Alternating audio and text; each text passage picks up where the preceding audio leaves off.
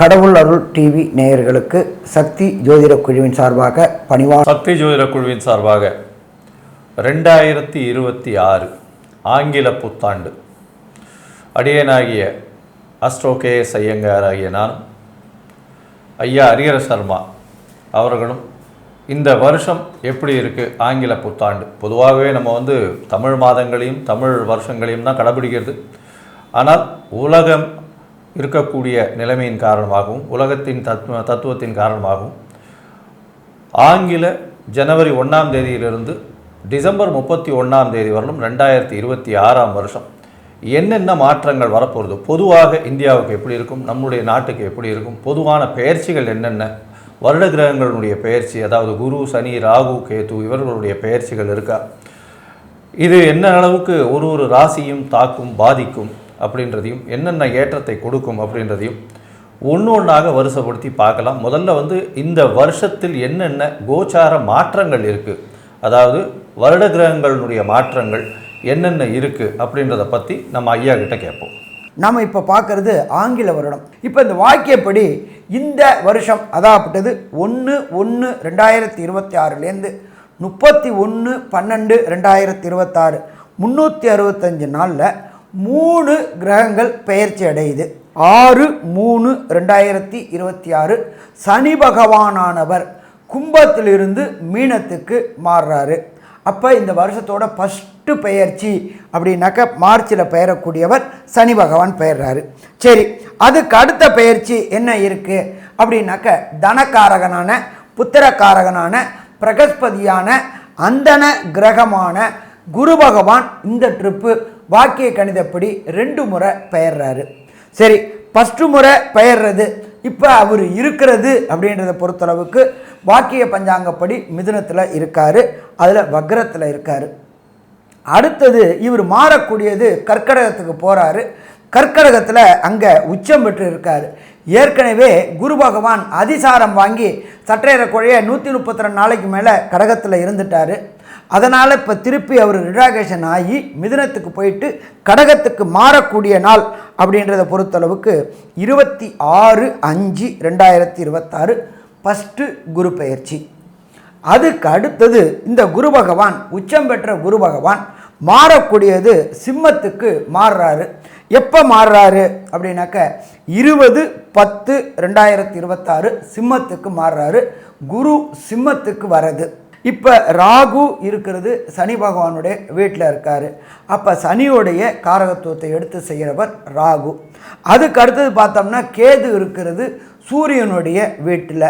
அப்போ அந்த வீட்டோட ஓனர் சூரியன், சூரியனுடைய காரகத்துவத்தை எடுத்து செய்யக்கூடியவங்க.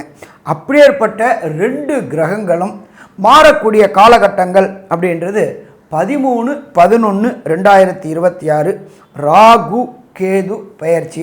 இந்த வருஷம் தொடங்கும் போதே பார்த்தோம்னாக்க கிரக நிலவரம் அப்படின்னு பார்த்தோம்னாக்க சந்திரன் ரிஷபத்தில் இருக்கார், குரு மிதுனத்தில் இருக்கார், கேது இருக்கிறது சிம்மத்தில் இருக்கிறாரு. அதை தவிர பார்த்தோம் அப்படின்னு சொன்னாக்க ராசிக்கு 9ஆம் இடத்துல சூரிய பகவான், செவ்வாய் பகவான், புத பகவான், சுக்கிர பகவான் சேர்ந்து இருக்கிறாங்க. இப்போ 9ஆம் இடம் வலுப்பெறுது. அதுக்கு அடுத்தது பார்த்தோம்னாக்க சனி பகவான் இந்த வருஷம் பிறக்கக்கூடிய 1/1/2026 சனியும் ராகுவும் சேர்ந்து இருக்கிறாங்க. இப்படி ஏற்பட்ட ஒரு அற்புதமான காலகட்டங்களில் இந்த வருஷம் மாறப்போகுது. ஐயா, இந்த வருஷம் பார்த்தீங்களே ஆனால் இந்தியாவுக்கு மிகப்பெரிய ஏற்றமான காலமாக இருக்கும். ஏன்னா பொதுவாகவே பார்க்கும்போது இம்போர்ட் எக்ஸ்போர்ட் அந்த விஷயத்தில் ஒரு பெரிய மாற்றங்கள் இருக்கக்கூடிய வாய்ப்பு, அதில் ஒரு ஏற்றம் இருக்கக்கூடிய வாய்ப்பு, புதிய இடத்துக்கெல்லாம் எக்ஸ்போர்ட் போகக்கூடிய வாய்ப்புகள், நம்மளுடைய பொருளாதாரம் அதிகமாகக்கூடிய காலகட்டமாக அமைய போகிறது. பால் உற்பத்தி, பால் சம்பந்தப்பட்ட உற்பத்திகள், அதாவது ஆடை சம்பந்தப்பட்டது, இதெல்லாம் அதிகமாக போகக்கூடிய வாய்ப்புகள் உண்டு. இராணுவ தளவாடங்கள் அதிகமாக எக்ஸ்போர்ட் பண்ணக்கூடிய வாய்ப்புகள் இந்த காலகட்டத்தில் அமைய போகிறது.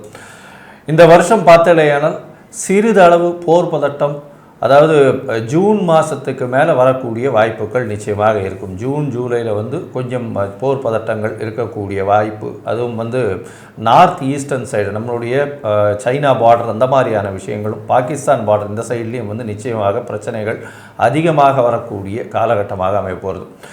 இதை தவிர பார்த்தீங்கன்னா இந்த வருஷம் இந்த குருவினுடைய மாற்றங்கள் பார்த்தீங்கன்னா குருவினுடைய மாற்றமும் சரி, சனியினுடைய மாற்றம் பார்த்தீங்களேனால் நல்ல ஒரு ஏற்றத்தை கொடுக்க போகிறது. சனியினுடைய மாற்றத்தினால உங்களுக்கு வேலை வாய்ப்புகள் அதிகமாகக்கூடிய வாய்ப்பும், நிறைய வெளிநாட்டிலிருந்து அதுவும் வெஸ்டர்ன் கண்ட்ரீஸ்லேருந்து இங்கே வந்து அதிகமாக பணம் முதலீடு செய்யக்கூடிய வாய்ப்புகளும் இந்த வருஷம் வந்து அதிகமாக இருக்கக்கூடிய வாய்ப்புகள் உண்டு. இந்த இராணுவ தளவாடங்கள் எக்ஸ்போர்ட் பண்ணுறதுல வந்து இந்தியா வந்து ஒரு பெரிய சாதனை படைக்கக்கூடிய காலகட்டமாக இருக்கும். அதுவும் வந்து இந்த ஏர்ஃபோர்ஸ் சைடில், ஏன்னா ராகு வந்து மகர ராகுவாக இருக்கிறதுனால பெரிய ஏற்றத்தை கொடுக்கக்கூடிய காலகட்டமாக அமைய போகிறது. இந்த வருஷம் கடைசிக்குள்ளே, அதாவது டிசம்பர் 2026க்குள்ளே மிகப்பெரிய ஆளுமையை அந்த வான் உறுதி அந்த மாதிரியான விஷயங்களில் வந்து இந்தியா கொண்டு வரும். இந்த வருஷம் பார்த்தீங்கன்னா தங்கத்தின் விலை வந்து ஸ்டெபிலைஸ் ஆகும். இப்போ வந்து ஒரு 11,500 ரூபா இருக்குது. கிட்டத்தட்ட வந்து அது 14,000 ரூபா அந்த ரேஞ்சில் வந்து ஓரளவு அப்படியே ஸ்டெபிலைஸ் ஆகும். ஏன்னா போன வருஷம் அதிகமாக தங்க விலை ஏறும்னு சொன்னோம், அதே மாதிரி அதிகமாக இருக்குது. இந்த வருஷம் பார்த்தீங்கன்னா வெள்ளி விலை ரொம்ப அதிகமாக ஏறும். வெள்ளி விலை பார்த்திங்கன்னா ரொம்பவும் அதிகமாக ஏறக்கூடிய காலகட்டம். இப்போ அதாவது இப்போது 170 180 ரூபா ரேஞ்சில் இருக்குதுன்னா இது வந்து 300 ரூபா வரலும் போகக்கூடிய வாய்ப்புகள் மிகவும் அதிகம். ஷேர் மார்க்கெட்டில் ஒரு பெரிய ஏற்றம் இருக்கும். இப்போ 85,000 பாயிண்ட் இருக்கிறது சென்செக்ஸு. இது வந்து 95,000 பாயிண்ட் இருக்கும். போன வருஷம் வந்து ஏற்கனவே சொன்னோம் 71,000 பாயிண்ட் இருக்கும்போது 85,000 பாயிண்ட் டிசம்பரில் தொட்டே ஆகும் அப்படின்னு சொல்லியிருந்தோம். நீங்கள் வேணால் எடுத்து பாருங்கள் போன வருஷத்தினுடைய இதுவே. இந்த வருஷம் வந்து 95,000லேருந்து 1,00,000 பாயிண்ட்டுக்குள்ளேயே தான் இருக்கும். மிகப்பெரிய மாற்றங்கள் இருக்கும். இந்தியனுடைய பங்கு வர்த்தகம் பார்த்தீங்கன்னா வெளிநாடுகளை சார்ந்தே இருக்காது. அதாவது முன்னெல்லாம் வந்து வெளிநாட்டுக்காரங்க வந்து பணத்தை போட்டு எடுத்ததுனால தடால்னு விழுந்துருச்சு இந்த மாதிரியான பேச்செல்லாம், அதாவது ஃபாரின் இன்வெஸ்டார் அதெல்லாம் சொல்லுவாங்க. இந்தியர்களுடைய சுய உழைப்பின் பணமே வந்து அதிகமாக போய் அது ஒரு மிகப்பெரிய ஒரு பேஸே கிரியேட் ஆகி கிட்டத்தட்ட 95,000 பாயிண்ட்டை தாண்டி போகக்கூடிய அளவிற்கு நம்மளுடைய சென்செக்ஸ் வலுப்பெறும்.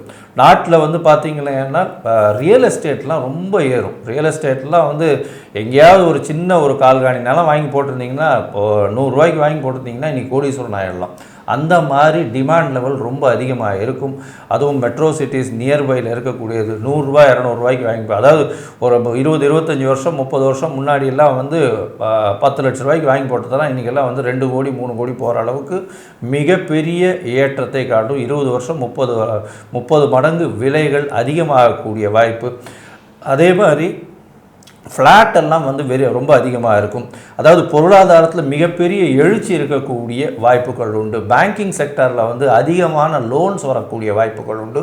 பேங்கிங் செக்டரில் ஃப்ராட்ஸ் சிலது வரக்கூடிய வாய்ப்புகள் இந்த வருஷம் உண்டு. அதுவும் வந்து பார்த்தோம்னா நவம்பர் டிசம்பரில் 2026 ஃப்ராடு வரக்கூடிய வாய்ப்புகள் இந்த காலகட்டத்தில் அக்டோபர் நவம்பர் டிசம்பரில் வெளியில் தெரியக்கூடிய வாய்ப்புகள் நிச்சயமாக இருக்கும். இந்த வருஷம் பார்த்தீங்களேயானால் மொத்தத்தில் பெரிய ஏற்றத்தோடு இருக்கும். இந்திய பொருளாதாரத்தில் பெரிய ஏற்றம் இருக்கும். படைப்புகள் நிறைய இருக்கும். ஈச் அண்ட் எவ்ரி டே வந்து உங்களுக்கு ஸ்டார்ட் அப்ஸ் நிறைய வரும். மிச்ச வெளிநாட்டு, அதாவது மேற்கிந்திய விஷயங்கள் எல்லாத்தையும் தாண்டி போகக்கூடிய அளவுக்கு இந்தியா மிகப்பெரிய வல்லரசாக இருக்கக்கூடிய காலகட்டமாக இந்த வருஷம் அமையப்போகிறது. சரி, இப்போது மேஷம் முதல் மீனம் வரை ஒரு ராசியாக என்னென்ன மாற்றங்கள் ஏற்றங்கள் வருது அப்படின்றத பார்க்கலாம். கடகராசி நேயர்கள், புனர்பூசம் பூசம் ஆயில்யம் இந்த 3 நட்சத்திரம் 9 பாதங்களை கொண்ட ராசி. ராசியின் அதிபதினு சொல்லக்கூடியவரே அதிவேகமாக செல்லக்கூடிய சந்திர பகவான். அப்பாடா, இந்த 2026 வந்துருச்சு அப்பா. இவ்வளவு நாளாக பட்ட கஷ்டங்கள் எல்லாம் ஒரு மாற்றங்களை ஏற்படுத்தி கொடுக்கும். நிச்சயமான கஷ்டங்கள் எல்லாமே தொலைந்து போகும் அப்படின்ற ஒரு நல்ல நிலைமைக்கு வரக்கூடிய காலகட்டம்.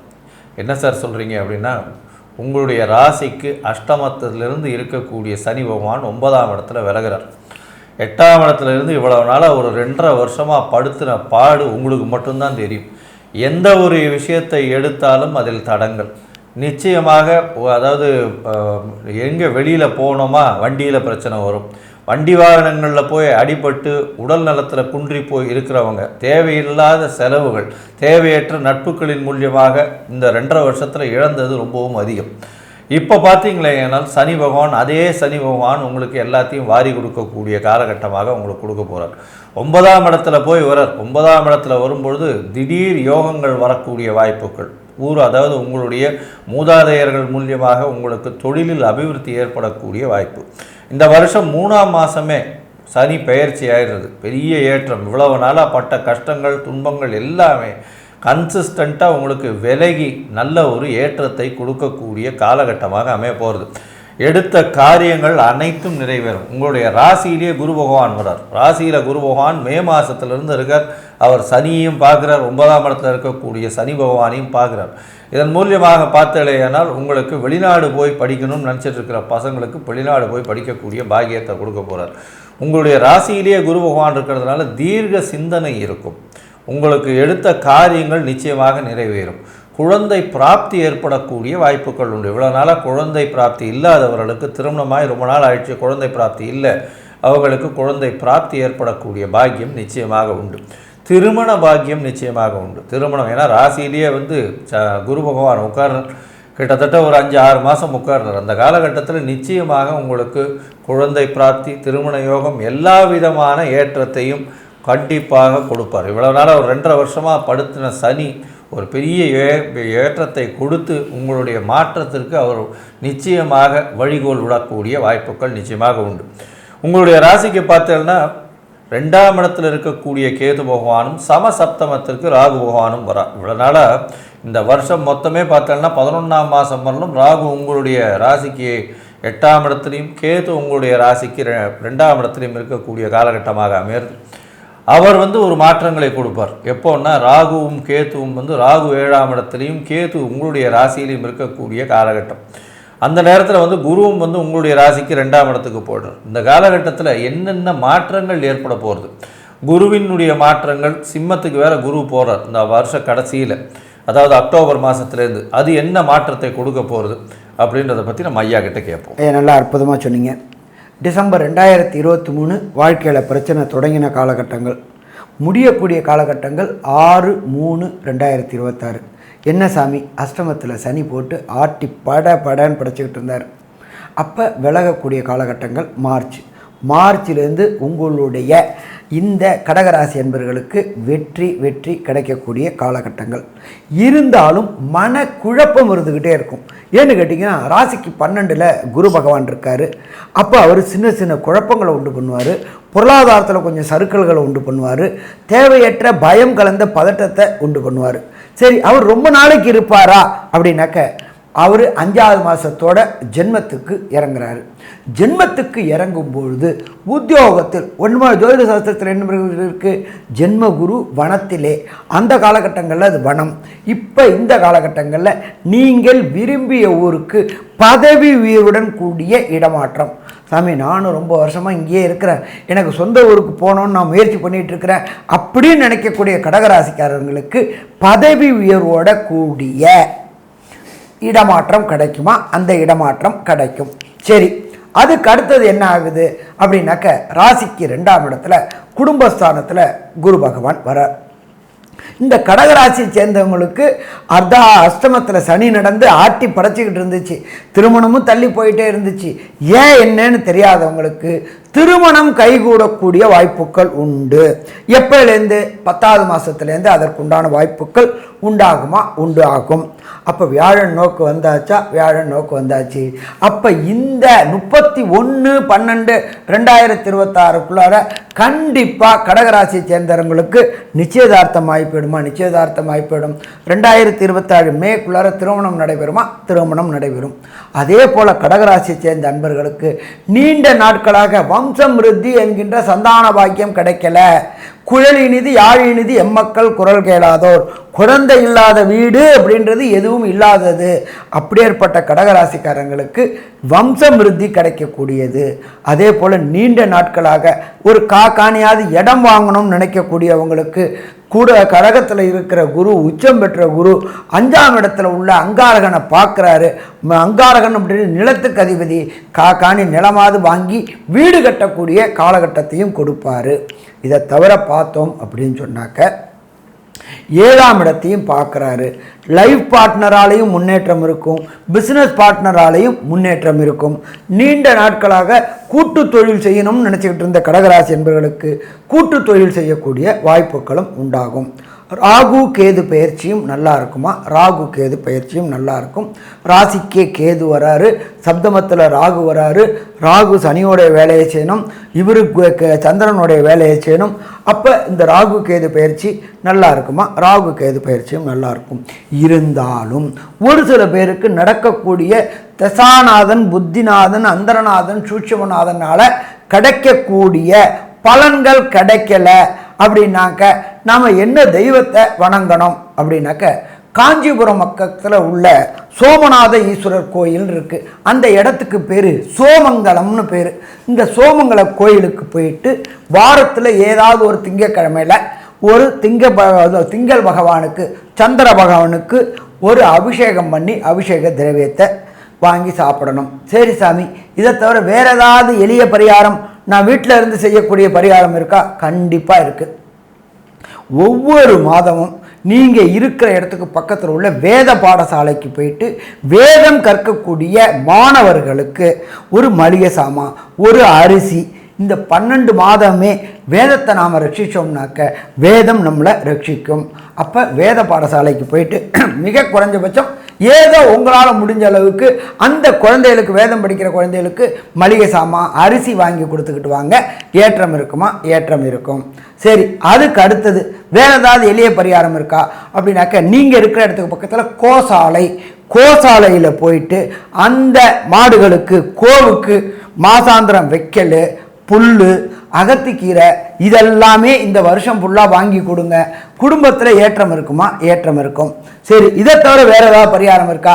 வரக்கூடிய வெயில் நாட்கள் சித்திரை, வைகாசி, ஆனி, ஆடியில் நீங்கள் மோரா வாங்கி தானம் பண்ணுங்க. வாய் வாழ்த்தாவிட்டாலும் வயர் வாழ்த்துமா? வயர் வாழ்த்தும். மோர் வாங்கி தானம் பண்ணலாம், பால் வாங்கி தானம் பண்ணலாம். அந்த பால் வாங்கி யாருக்கு பண்ணணும் அப்படின்னா, இந்த அநாத குழந்தைகள் விடுதிகள் இருக்கும், அந்த அநாத குழந்தைகள் விடுதிகளுக்கு பால் வாங்கி கொடுங்க. இந்த 12 மாதமுமே பாலை வாங்கி கொடுங்க, தயிரை வாங்கி கொடுங்க. இது எல்லாம் கண்டிப்பாக ஒரே விஷயம் நல்லா புரிஞ்சுங்களேன். எவ்வளோதான் நம்ம போயிட்டு சரணாகதி அடைஞ்சாலும் குழந்தைகளுக்கு, அநாத குழந்தைகளுக்கும் ஆர்ப்பனேஜில் உள்ள முதியோர்களுக்கும் வாங்கி கொடுக்கும்பொழுது ஒன்று வெற்றி கிடைக்கும். இந்த சித்திரை மாதம், வைகாசி மாதத்தில், கோடை காலத்தில், அக்னி நட்சத்திர காலகட்டங்களில், அந்த அக்னி நட்சத்திரம் தொடங்கிலேருந்து முடிகிற காலகட்டங்கள் ஃபுல்லாகவே நீர்மோர், தயிரை வாங்கி நீர்மோராக்கி கொடுங்க. கண்டிப்பாக வாய் வாழ்த்தாட்டாலும் வயிறு வாழ்த்தும்.